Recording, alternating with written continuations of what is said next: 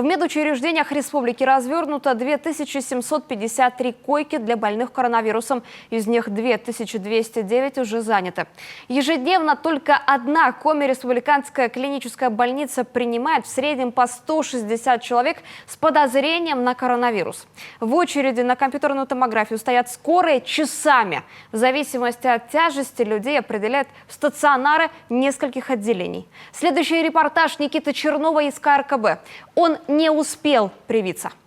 Я вызвал себе скорую помощь сегодня в 9 утра и дожидался ее вплоть до 6 часов вечера. У меня почти целую неделю не опускается температура ниже 38 градусов.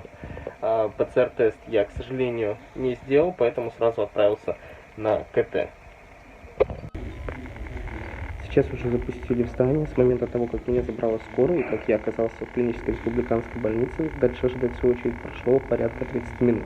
Даже если гипотетически предположить возможность заболевания, находясь в очередь, она действительно есть, потому что если, например, у меня не обнаружит поражение легких, или коронавирусной инфекции, то как минимум она может быть у тех людей, которые находились в этот момент в очереди.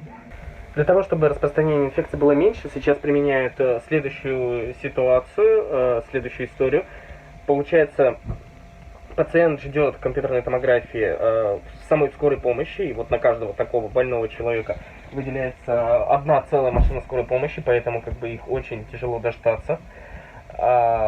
После этого мы находимся в этой машине в зависимости от длительности очереди какое-то количество времени. После этого делаем КТ, и нас обратно, собственно, возвращают в эту машину для того, чтобы мы ожидали дальнейшего ответа. То есть после КТ сразу дальше ждут в этом машине, да? Да, и я потом с ответом приду, и мы пойдем в инфекцию, короче. А ответ еще нет, да? Нет, я вот принесу его. Ага. Не знаю, когда будет, но через 20. Ага, хорошо.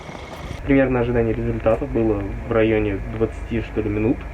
Вот, и после сразу отвезли в инфекционную больницу, 25% поражения легких, коронавирус. Поэтому к вам у меня на моем примере огромная просьба: вакцинируйтесь.